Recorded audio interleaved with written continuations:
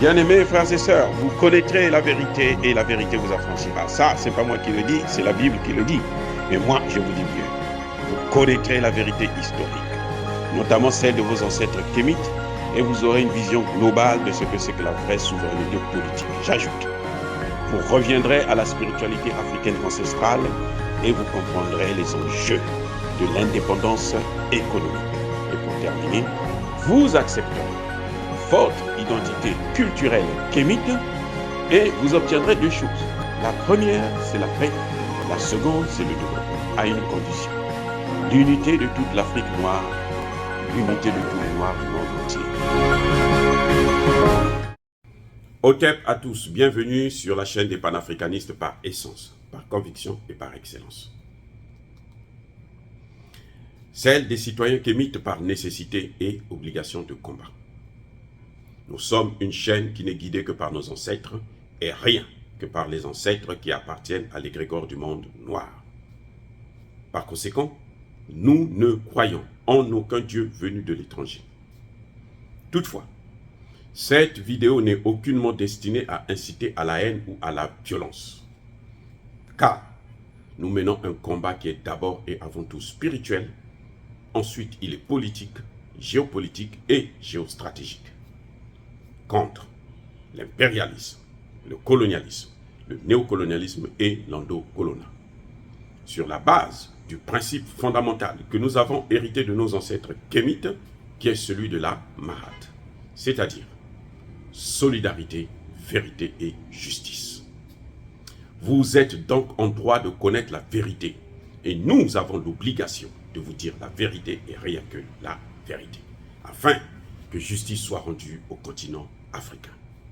Et ça, c'est notre modeste contribution dans cette noble lutte en faveur de la souveraineté, de la dignité, de la solidarité et de l'unité africaine.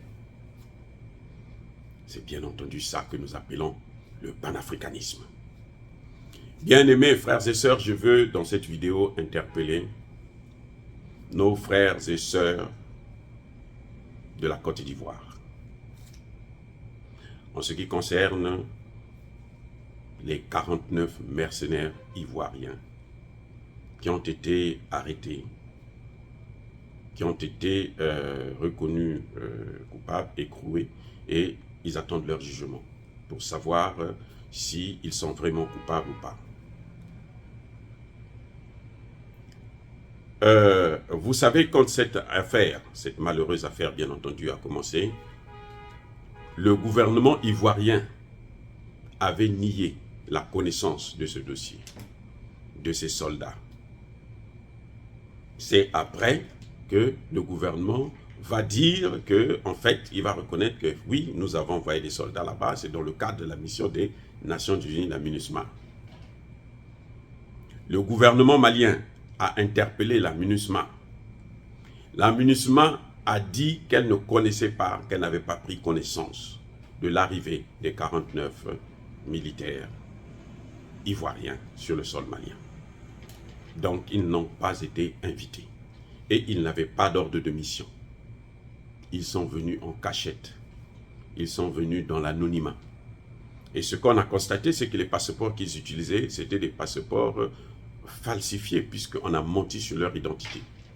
Ce sont des militaires, mais ils avaient des identités d'étudiants, de commerçants, de peintres, de maçons, de ceci, de cela. Donc vous voyez très bien qu'il y a quelque chose de pas très net là-dessus. Mais ce qui est le plus important, ce pourquoi je vous interpelle, ce pourquoi j'interpelle la population ivoirienne, c'est que rien ne vous rassure que tous ces gens-là sont exactement des Ivoiriens. Attendez, je reprends. Rien aujourd'hui ne vous rassure que ces gens sont des Ivoiriens. Ce n'est pas parce qu'ils ont des passeports ivoiriens qu'ils sont tous des Ivoiriens. Parce qu'il s'agit bien entendu des mercenaires. Et les mercenaires, ils voyagent toujours avec des fausses identités. En général, en tout cas, avec des fausses identités. Déjà, il y a un élément qui est palpable, c'est que ils sont des militaires, mais ils n'ont pas dit qu'ils étaient des militaires. Ils viennent avec des armes, ils ne disent pas que non, les armes là, ça vient avec nous.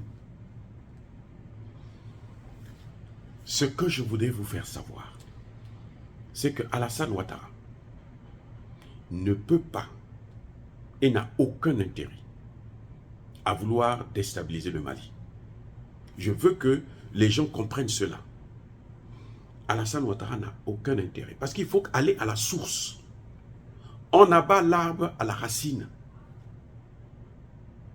L'arbre là, si vous voulez que ça ne puisse plus pousser, là, il faut le déraciner, la déraciner. Un arbre, on doit le déraciner pour qu'il puisse arrêter de croître. Et la racine du mal d'Alassane Ouattara, c'est la France. Si vous ne le savez pas, je vous le dis.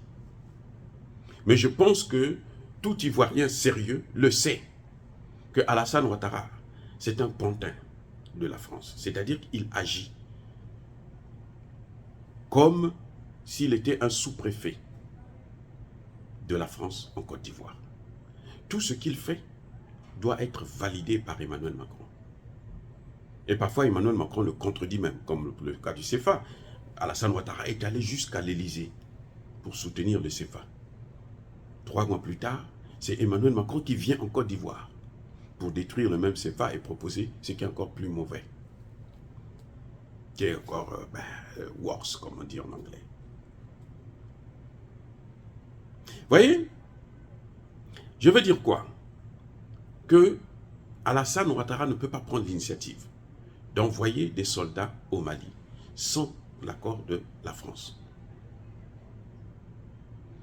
Sans la demande de la France. Il ne peut pas prendre même l'initiative, non. Il n'a pas le droit de prendre l'initiative. C'est la France qui prend l'initiative, qui lui dit, bon, maintenant, toi, exécute. Comme la France l'a fait à l'époque avec Blaise Compaoré pour tuer Thomas Sankara. En fait, l'assassin, le vrai assassin de Blaise Compaoré, c'est la France, c'est François Mitterrand. Ce n'est pas Blaise Compaoré. Ce que nous reprochons à Blaise Compaoré, c'est parce que même le fait qu'il ne soit plus au pouvoir, il ne nous dit pas la vérité. Il ne veut pas que la vérité puisse être connue. C'est pour ça qu'il fuit la justice. C'est exactement la même chose avec Alassane Ouattara. Il ne veut pas qu'on juge ces soldats parce que c'est là qu'on va découvrir exactement qui les a envoyés. Quelle est leur réelle identité?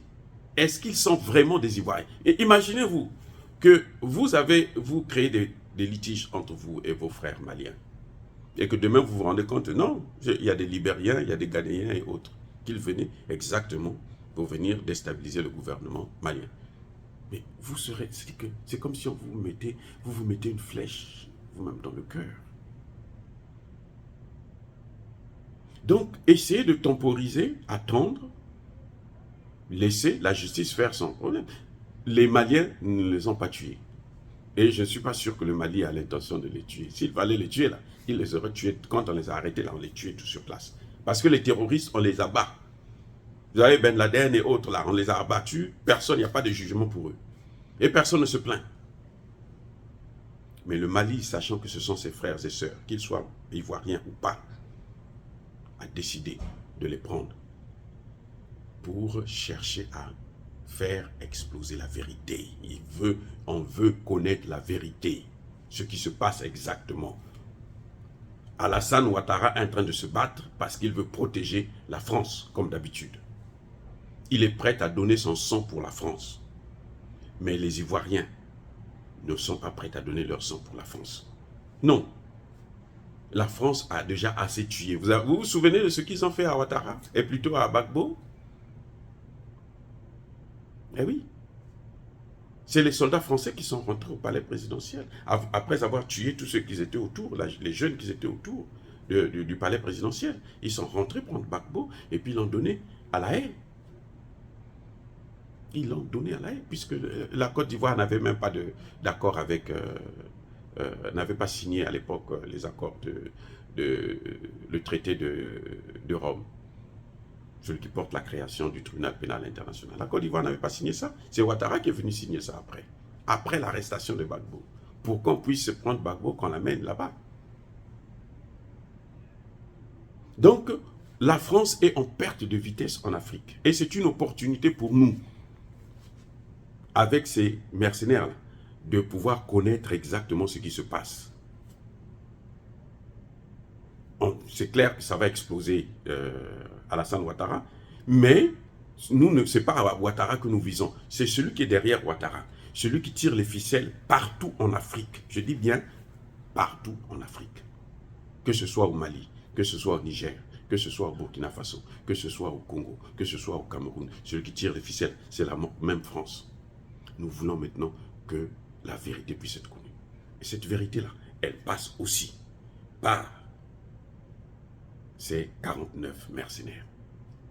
Là, les Ivoiriens et les Africains vont connaître qui sont-ils exactement, quelle est leur réelle identité et qui les utilise.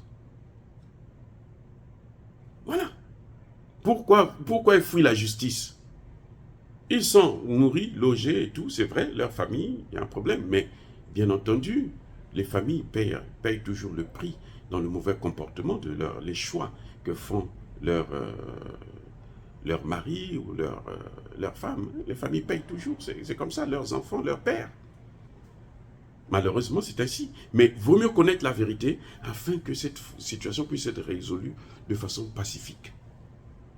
En Afrique, là, la réconciliation ne se fait pas par la force. Ce sont eux qui ont amené les systèmes de force de guerre en Afrique. Nous, on ne faisait pas ça. Nous, on s'asseyait au Mbongi, et puis on parlait, les sages venaient, et puis on mettait toute la vérité là, et on se lavait les mains, on savait maintenant quoi, et on prenait des décisions. C'est comme ça que nous avons toujours réglé le problème. Donc celui-ci aussi, c'est pareil. Si nous passons par la justice des Blancs, parce que c'est pour que eux, ils puissent savoir, que la communauté internationale puisse savoir ce qui se passe exactement. Et c'est pour le bien, non seulement du Mali, mais aussi de la Côte d'Ivoire et de toute l'Afrique.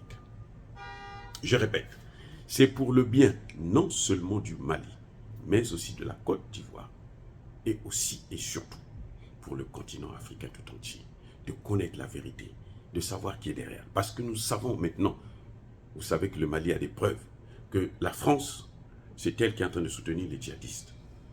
Les terroristes que vous voyez au Mali, là, dans le Sahel, c'est la France qui les soutient, avec ses alliés.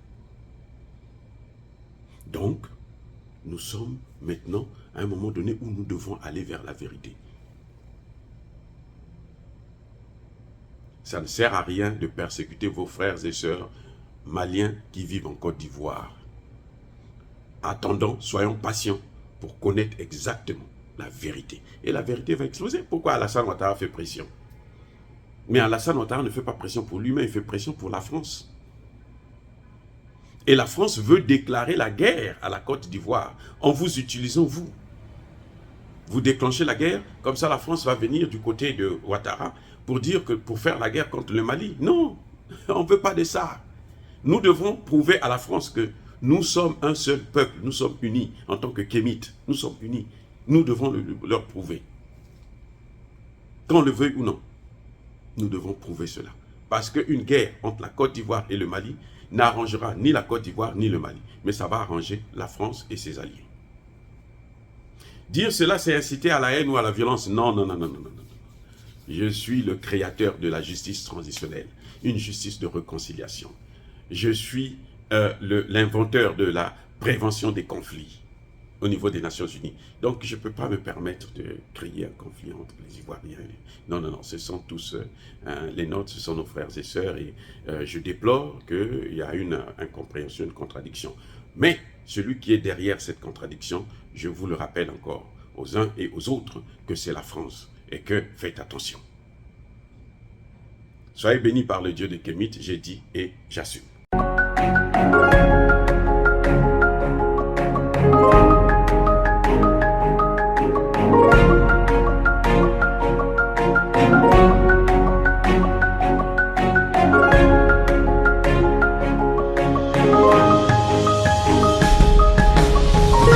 Eux, ils marchent par la foi et non par la vue. Mais moi, je vous conseille vivement de marcher par la connaissance scientifique et historique, notamment celle de nos ancêtres kémites, par les 5 sens et par l'intelligence. Abou Abia.